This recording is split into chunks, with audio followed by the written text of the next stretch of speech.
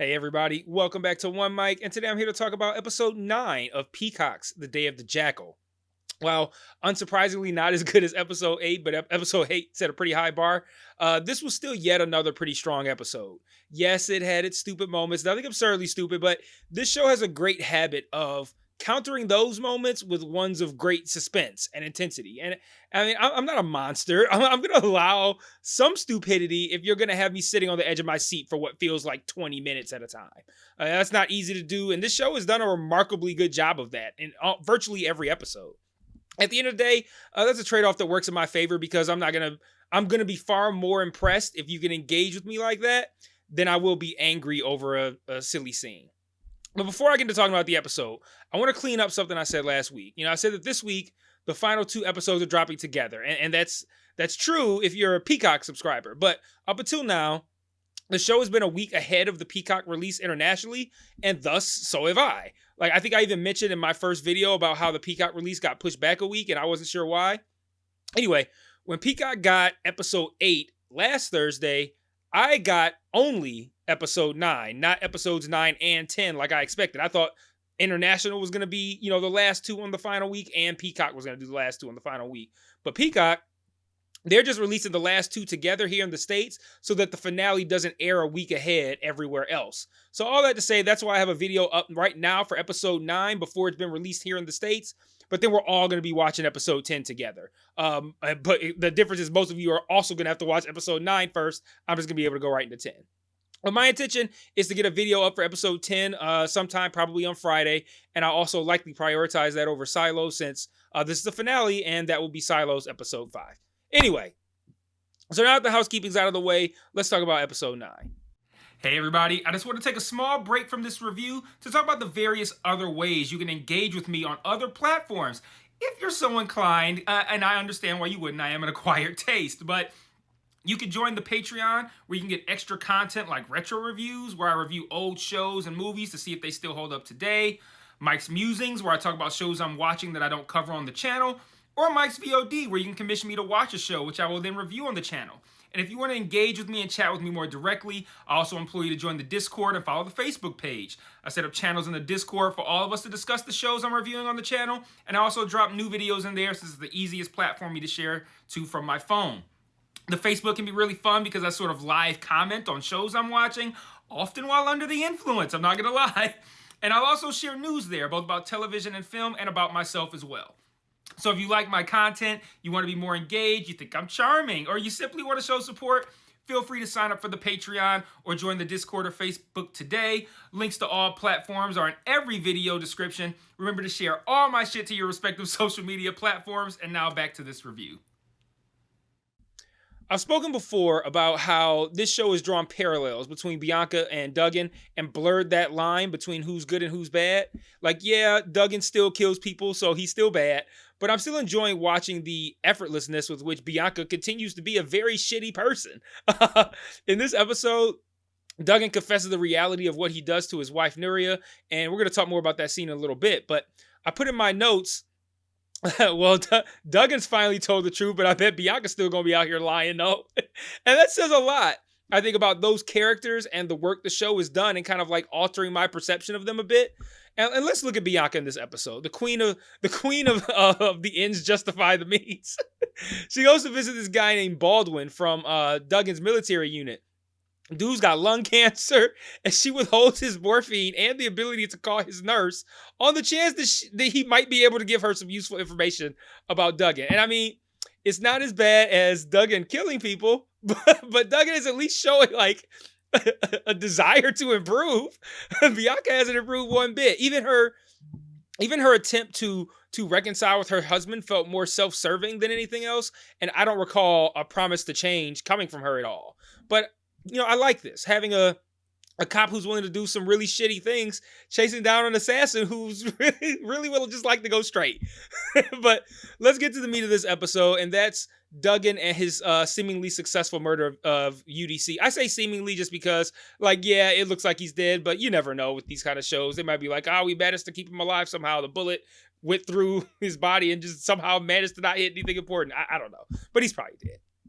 One strategy I like to see employed in both television and film is me seeing something interesting or compelling with like no context, and then getting the context way later and kind of like this moment of epiphany, right? This moment of enlightenment. Like, Breaking Bad and Better Call Saul, they did that to perfection. You see like a long ass scene of like Mike working on a car or something. You're like, what the fuck's going on? You have no idea what he's up to until the show reveals it at the end of the episode or something. You're like, oh, so that's why he was doing that. I love that shit, man. I really love when shows do that. And this time, this episode kind of sort of did that. I liked that they did that. It wasn't as good as what Breaking Bad and Better Call Saul do, but they did something. So early in the episode, we see Dougan looking up like destabilization info for like boats and equipment for destabilization. I'm like, what the fuck is he up to, right?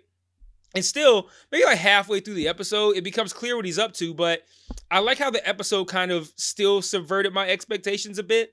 Like, so fairly early on, Dougan goes to get his to his like secret hidey hole in Spain, where he has his fake documents and shit, and he swings by the crib. And I just want to pause here real quick and point out how weird this scene was where he goes home. Like, he arrives, Nuria's outside by the pool. He doesn't see her. He's just like walking through the house, and he walks past his kid's room. His baby's like sitting in the middle of the floor by himself. And we see that Nuria is watching on a baby monitor. But like, if I'm Dougan and I'm just walking through my house and I don't see anybody, and I open the door, my baby's just sitting in the middle of the floor by himself, I'm going to lose my shit. Then he hangs out with the kid. He leaves the room, and then she's just like conspicuously sitting by the piano in like a JCPenney portrait pose. And it was just like a strange cut. Like, she was just outside, and now she's like, I don't know, posing in this like gotcha pose by the piano. Like, nothing about that felt natural. It was a very strangely edited scene. Anyway, they have it out in this scene. This is where he missed the killing people. I don't know about you guys, but part of me thought she might be recording him in that moment, especially given how many times she made him say it, and I'm still not ruling that out. But the next morning, he tells her he's done with assassin work after the UDC job, and then her brother, Alvaro, arrives. This is when we learn about the business opportunity that her brother Alvaro has been talking about all season. Well, we learn less about the opportunity and more about who the opportunity is with. Apparently, this guy, Jimmy Tejero, is bad news, and Alvaro has likely told Tejero more about Dougan than he probably should have, talking about all the money that Dougan supposedly has. Well, there's not supposedly. He has a lot of money. Nuria tells Dougan that Tejero is a big problem and that she doesn't trust her brother. So Dougan says he's going to make it right. And just that quickly, Nuria seems to be okay with him killing people now. Like, they play like this ominous music and she looks worried. But her eyes said, I'm perfectly okay with you killing Jimmy Tejero right now. But Alvaro, who wanted Dougan dead like 2 episodes ago, is now like best friends with his potential cash cow. Speaking of which, did he ever do anything with that gun that he stole from Dougan's vault? Well, I mean, there's no question. He hasn't done anything with it. What was the point of that? But anyway, maybe we'll find out in the finale. Anyway, winding the wagon back around to my original point of subverting my expectations, if you were wondering about that, like, where was this going with the subverting of the expectations? I liked how Dougan's destabilization knowledge and equipment, it came into play twice, especially since the first time, it kind of frustrated me. Like, so he kills Tejero from a boat using the equipment, and I'm like, wait, he couldn't have got it for that purpose, right? Because Tejero just became an issue just now, after Dougan was already previously looking up the destabilization stuff. So, like, I'm literally writing my notes like, he better also use this equipment to kill UDC. I'm calling bullshit. Which, I mean, UDC, the constant thing with the swimming, it was kind of a pretty big sign that the attempt to kill him was going to somehow surround that. But that's exactly what happened. They gave me a nice little diversion with the Tejero murder, but that is ultimately what ended up happening is shooting UDC from the boat. And I'm going to give that scene more attention than I just gave it just now. But having said that, what was the point of that subplot? The one with Alvaro and Tejero? Like, they set up Alvaro wanting Dougan to invest with him in the very first episode. They touched on it like a handful of times, a line or two since. And now this Jimmy Tejero guy, who we just learned existed and mattered in this episode, is now dead. If this act doesn't spark someone to do something to Alvaro, or for Alvaro to do something to Dougan, I don't know what the point of this subplot was. But I'm still going to give it time. Like I said, there's an episode left. It got renewed for a second season. They got time. So moving on to UDC. he's asked to postpone the release of River for like the 82nd time this season. He monologues about the importance of River and what it's going to do for probably like the 139th time this season. And then this board member, she's like, well, if you don't postpone it, the board is out. And UDC is like, well, fuck you then. I don't care. I'm like, I appreciated that. Like, he's like, what do I care about the fucking board? Get the fuck out of here. The next morning, UDC is hesitant to go for his morning swim, but his manager boyfriend talks him into it. And if ever there was a clue that the manager might be in on this, that's it right there. Like, maybe he's the guy, the manager is who OC has been texting. And I love this final sequence in the water.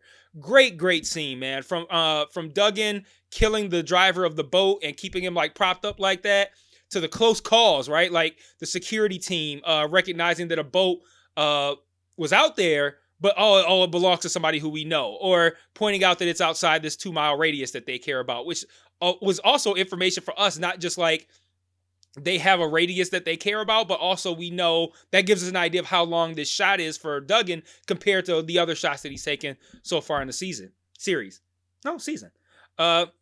The jet ski patrol coming out, Dougan having to kill that guy, then he takes out that drone. All of this was intense, and we're not even up to the awesomeness that was Dougan like trying to time UDC's, needing to come up out of the water for air so he could shoot him. Like, that was some great shit, man. And then they had the unmitigated gall to do it twice. Like, I thought that was pretty ballsy, man. Like, that scene works just with the tension build up on UDC coming up for air, right? But they drew it out nice and long, then had Dougan shoot somebody else first, and then did the whole thing again. And it fucking worked, man. Like, they had me engaged the entire time. Really great, really high tension stuff. I absolutely love that those last few minutes. Now I want to close by returning to Bianca and OC. And if you watch my other videos, there was a moment I was about to lose my shit here. I've complained about them doing the same shit over and over with Bianca, where she's like, told the investigation is over, and then she convinces them to keep it going anyway. They set up that moment again. I'm like, if they do this shit one more time, but she doesn't. I was ready to go off though. Meanwhile, we see Carver. So Carver is the guy who's been interviewing the potential moles. We see him question OC about the aforementioned texts, the ones that have been deleted from his phone. We don't see OC's answer. But when him and Bianca later meet over a round of boxing, he seems sufficiently like freaked out and totally unwilling to continue even speaking about this case. And I thought that scene was interesting because OC seems scared to me in this moment. And I'd be willing to bet it's not because he's scared of Carver or something like that. He's probably scared of what Carver made him have to reveal in that conversation, and maybe the person on the other end of those texts finding out that he talked. I wanted the same thing about Isabel too. It's like they're both worried about something or someone who is higher up than them coming down on them. That's what it seems like. And while I find the mole subplot to be the least interesting aspect of this show, there's a real opportunity here for them to do something interesting with it. Further, I like that the finale is going to have to deal with the fallout in addition to answering questions like who is the mole. Like, talking about fallout. With UDC dead, what happens with River? Is the manager carry on, or is he part of the plan to kill UDC and also wants to stop the release of River? Dougan still has to escape. Which I'd wager that he won't. Like, we got to get at least one scene of him and Bianca together, right? And if we get it, it better be fucking great, too. But also, it's already been renewed for a second season, so maybe he does get away and they talk over the phone or something. I don't know. What's going to happen with Dougan's family? Is there going to be any fallout over the Tejero murder? What's going to happen with Bianca's family? What's going to happen with her character? Is she going to continue to be a shitty mom and wife? And not just what's going to happen to the character named Bianca, but what's going to be the fallout as it pertains to like Bianca's character, like her moral compass? Like, is she going to continue to do terrible things to get her way in this episode? Is she going to continue to lie to her family? There are lots of interesting questions to be answered in this finale. So I'm looking forward to it. If you're one of the people who have seen episode 9 and you have your thoughts, drop them in the comments. Otherwise, I will wait to see you guys on Friday. I'll drop a video for episode 10. We can talk about both collectively. And until then, peace.